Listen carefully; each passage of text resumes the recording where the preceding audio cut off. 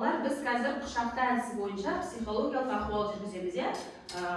Құшақта әдісінің мақсаты психологиялық ахуалдың бір-бірін балалар түсіне білуге, бауырмалдыққа, мейірімділікке, достыққа тәрбиелеу мақсаты, иә. Мына жерде тақтамыз партада жатқан жүрекшені таңдайсыздардағы, оның ішінде мысалы айтады, шашың ұзын досыңды құшақта, математик досыңды құшақта деген сияқты, сол қай сыныптасың, қай досың туған лайық, сол сыныптасыңды барып құшақтайсың, иә. Айару келе ғой, бір жүрекшені таңдай ғой.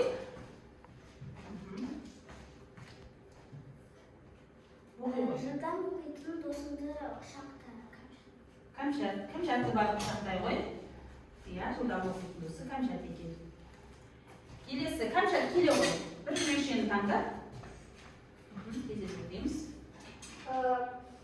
Суретті жақсы салатын сыныптасыңды құшақта. Айару бар, құшақтай ғой Айару. Отыра ғой орнына. Тауып еміп келе ғой.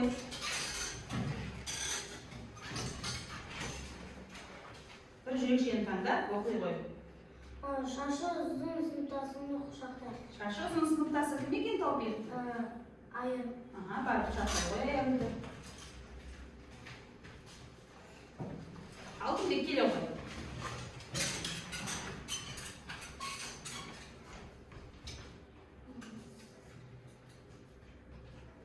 Жан досыңды құшақта. Жан досыңды құшақта.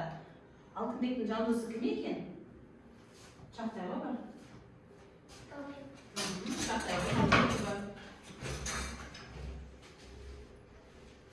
Орнымызға отырамыз. Айару келе ғой.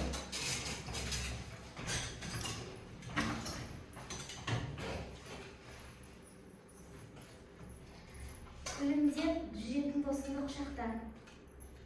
Күлімдеп жүретін досы кім екен Айару? Бар құшақтай ғой. Өте тамаша балалар, орындарыңызға отыра қойыңыздар. Балалар, осы аптаның да екі сөзі патриотизм, ата-анаңды құрметтей білуің. Сендер бұл сөзді қалай түсінесіңдер? Сендер ата-аналарыңды қалай құрметтейсіңдер балалар? Тауып сен қалай құрметтейсің? Кәне тұрып айта қойшы. Мен ата-анамды құрметтеймін. Жақсы, отыра ғой. Айару. Мен ата-анамды аялаймын. Жақсы. Айару. Мен ата-анамды құрметтеймін. Жақсы. Кәмшат, сен қалай ата-анаңды құрметтейсің? Ата-анам айтқан сөзін тыңдаймын. Жақсы. Алтынбек. Мен папамды құрметтеймін. Жақсы, отыра қойыңдар. Ал енді балалар, тақтадағы сөйлемдерге назар аударайық, иә?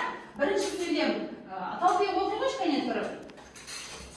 Ата-анамды құрметтеймін. Жақсы. Айару, тұрып оқимыз. Екінші сөйлемді. Айтқан ақылдарын тыңда. Айару, келесі отыра ғой. Туған жерді аяла. Туған жеріңді аяла. Балалар, енді етістіктерді табыңдаршы. Қандай етістіктер тұр бұл жерде? Құрметте, тыңда, аяла. Бұл бізде болымды етістік болып тұр, ә? Енді осы болымды етістікті болымсыз етістікке айналдырыңдаршы.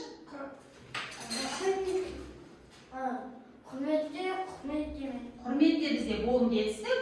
Құрметтеме бізде болымсыз. Болымсыз етістік, иә? Құрметте деген болымды етістікке ме жұрнағы жалғану арқылы бұл құрметтеме деген болымсыз етістік болып тұр, иә? Отырамын, Айару. Келесі, тыңда деген болымды етістікті қалай айналдырамыз? Болымды етістік не жұрнағын жалғағанда тыңдама деген сөз шығады. Болымсыз етістік. Жақсы, отырамыз. Келесі, аяла деген болымды етістікке Айару. Қалай айналдырамыз? Аяла бізде болымды етістік.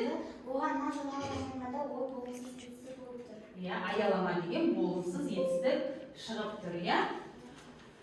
Яғни, балалар, біз бүгін екінші сабақ болымды және болымсыз етістікті жалғастырамыз, иә? Ережені кәне кім айтады? Болымды және болымсыз етістік дегеніміз не? Айару тұрып айта ғой. Етістік болымды және болымсыз болып бөлінеді. Болымсыз етістік болымды етістікке маме, бабе, папе жұрнақтары жағану арқылы жасалады. Сабақтың мақсаты болымды және болымсыз етістіктерді ажыратасыңдар, туынды етістік жасап үйренесіңдер. Алла сендер бүгін домбыра әдісі арқылы өз-өздеріңді бағалайсыңдар. Енді қазір біз жаңғақ жинау ойынын ойнаймыз, иә? Партада жаңғақ жатыр, соны біз тиынға апарып береміз, иә? Таупиқ келе ғой. Мына жерден 3 жаңғақты алды. Аламыз тез-тез. Ала ғой. Және оқи ғой. Бізде сіз бізде болымды етістік. Болымды етістік, дұрыс. Сыз. Сөйлеме бізде ол болымсыз етістік. Болымсыз етістік, жақсы. Ал бар ол бізде болымды етістік. Болымды етістік, жақсы. Отыра ғой. Келесі аягым келеді. Аягым жерден жаңғақ ала ғой. 3 жаңғақ аламыз. Ол бізде болымды етістік. Болымды етістік. Бұл бізде болымды етістік. Болымды етістік, жақсы. Отыра ғой. Аягым келе ғой. Жаңғақ ала ғой. 3 жаңғақ. Жас ол бізде болымды. Болымды етістік, жақсы. Көр ол бізде болымды. Болымды етістік. Ойнама ол бізде болымсыз. Болымсыз етістік, жақсы. Отыра ғой. Қанша келе ғой тездетіп. Жаңғақ ала ғой. Тездетіп 3 жаңғақты ал. Ол бізде болымды етістік. Жақсы. Лайлама ол бізде болымсыз етістік. Болымсыз етістік. Қойма деген болымсыз етістік. Болымсыз етістік, жақсы. Отыра ғой. Алдында келе ғой тездетіп. Мына 3 жаңғақты аламыз. Оқи ғой. Суарма. Ол қандай етістік бізде? Болымсыз. Болымсыз етістік, дұрыс, жақсы. Шоқпа. Шықпа, бізде қандай етістік? Болымсыз. Көтерме, бізде қандай етістік? Болымсыз етістік, жақсы балалар. Балалар, енді осы тапсырма бойынша біз өз-өзімізді бағалаймыз, иә? Кәне, домбыра әдісі бойынша өз-өздеріңді бағалап, маған көрсете қойыңдар.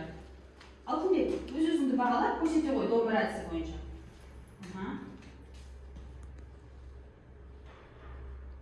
Жетті ма? Көрсетіңдер, маған көрсете қойыңдар. Жақсы, жақсы, өте тамаша балалар. Ал балалар, оқулықтарыңызды ашамыз, біз қазір бізде оқулықпен жұмыс, иә? Ашыңдар кітаптарыңды 28-ші жаттығу. Кітабымызды ашамыз, 28-ші жаттығу, 24-ші бетте.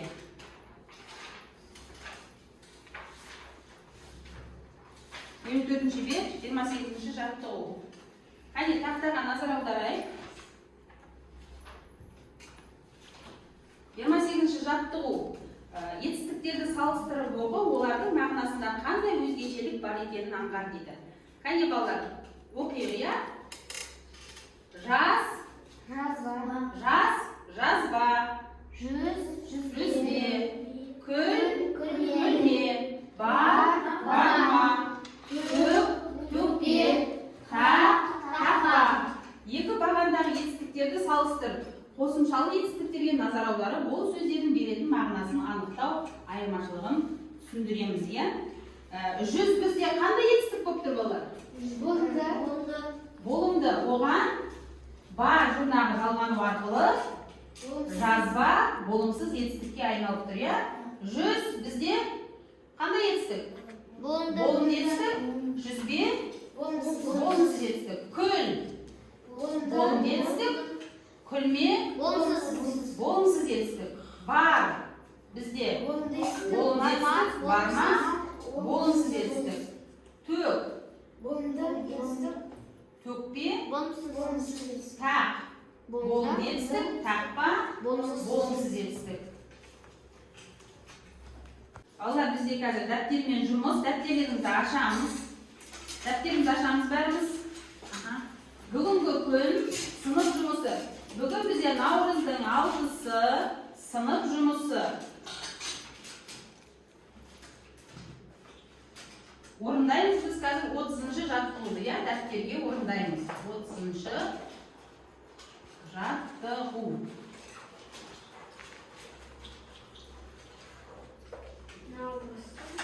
Жазамыз балалар. Айырым жаз. Наурыздың 6-сы сынып жұмысы, 30-шы жаттығу жазамыз. Дәптермен жұмыс қазір бізде балалар.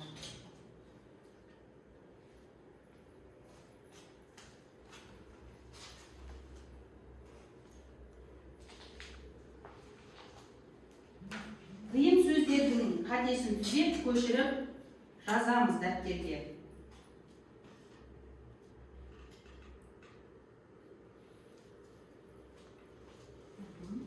Әдемілеп жазамыз.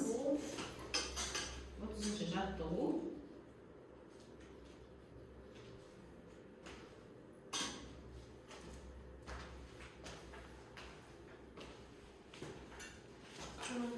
Қиын сөздердің қатесін түзеп көшіріп жаз. Қане кім оқиды? Тамшат оқи қой. 30-шы жаттығу. Босағанда тұрма көк шөпті жұлма, малды теппе, ақты төкпе. Бұл жерде қандай қате бар деп ойлайсыздар балалар? Бұл жерде қандай тыныс белгілері қойылмаған? Апай, мұнда босағанда дегенде үні жоқ. Босағада тұрма. Не істейміз? Нүкте қоямыз, иә? Тыныс белгілерін қойып, қатесін түзеп көшіріп жазу керек. Қане балалар, жазамыз дәптерге? Жаттығуды әдемілеп қатесіз көшіріп жазамыз. Қатесін түзейміз.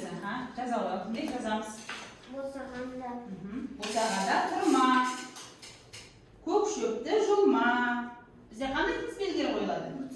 Бұл жерде нүкте қойылады, иә? Малды теппе, ақты төкпе. Және біз не істейміз? Сөйлем аяқталғасын нүкте қойып, бізде келесі сөйлем үлкен әріппен басталады, иә?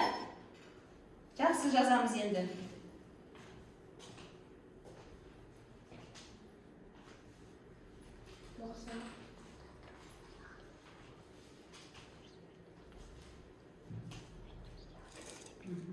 Әдемі қатесі жазамыз, иә?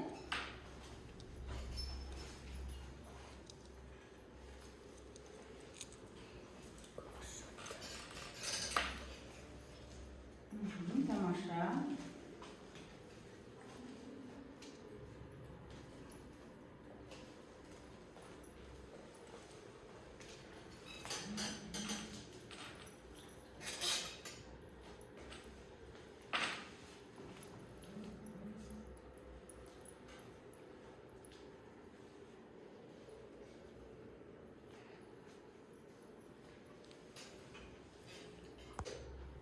Алла жазып болыңдар ма? Қане, осаңдар аяғы тұрып оқи қой. Жазды болыңдар. Босағада тұрма нүкте, көк шөпті жұлма нүкте, малды теппе нүкте, ақты төкпе. Бұл жерде біз не істедік? Әр сөйлем аяқталған сайын нүкте қойдық, иә? Тыныс белгісі бізде нүкте қойылды. Жақсы. Кәне балалар, енді осы тапсырма бойынша өздеріңді бағалай қойыңдар. Домбыра әдісімен. Өздеріңді бағалай қойыңдар. Домбыраны аламыз, аяқ отыра ғой. Бағалап, маған не көрсету. Алтынбек өз-өзіңді бағалап, маған көрсету ғой домбыра әдісі бойынша. Жақсы. Жақсы балалар. Кәне Алтынбек. Жақсы. Жақсы. Біз қазір енді демаламыз.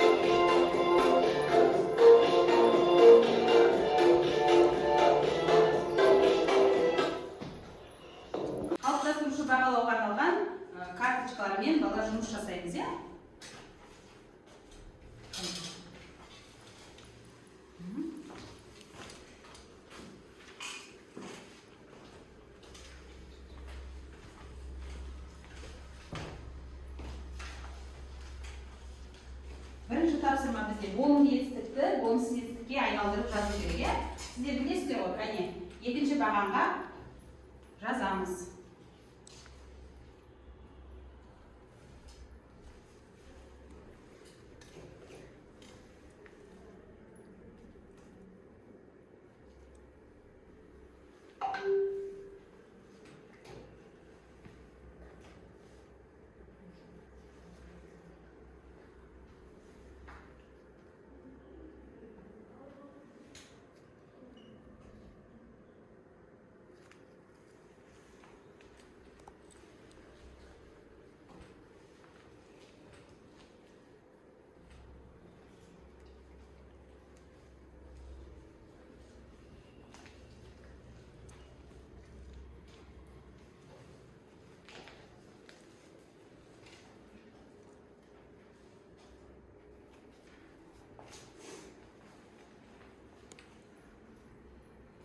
Өзімізді бағалайық.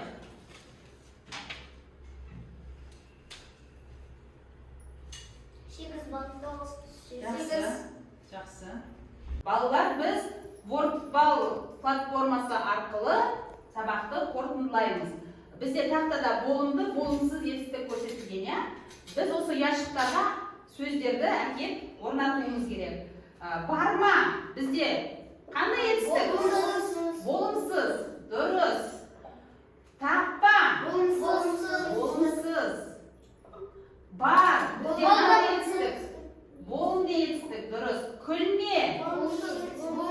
Болымсыз етістік. Тұрма. Болымсыз етістік. Жүз. Бізде қандай етістік? Болымды етістік. Дұрыс. Тамаша. Күл. Болымды етістік. Тұр. Болымды етістік. Жүзбе. Болымсыз етістік. Тамаша балалар. Жаз. Болымды етістік. Тақ. Болымды етістік. Жазба. Бізде қандай етістік? Болымсыз етістік. Тамаша балалар. Көрейік енді. Дұрыс па, дұрыс емес пе? Жауабын жібереміз.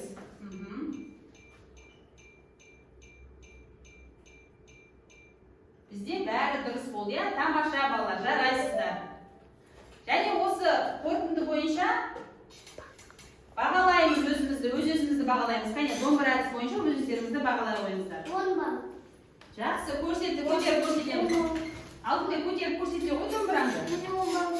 Жақсы, жарайсыздар оқушылар балалар. Жақсы. Unity платформасы арқылы біз кері байланыс жасаймыз. Таупиық. Жақсы. Мен сабақты түсіндім. Жақсы. Аяру. Мен сабақты түсіндім. Жақсы, отырамыз. Аяру. Тұра ғой. Саған сабақ түсінікті болмады. Мен сабақты түсіндім. Жақсы. Кәмшат. Мен бәрі сабақты түсіндім. Жақсы. Алтынбек. Мен сабақты түсіндім. Жақсы, тамаша. Балалар, үйге тапсырма 55-ші бет 31-ші жаттығу. Осымен бүгінгі қазақ тілі сабағымыз аяқталды. Рахмет.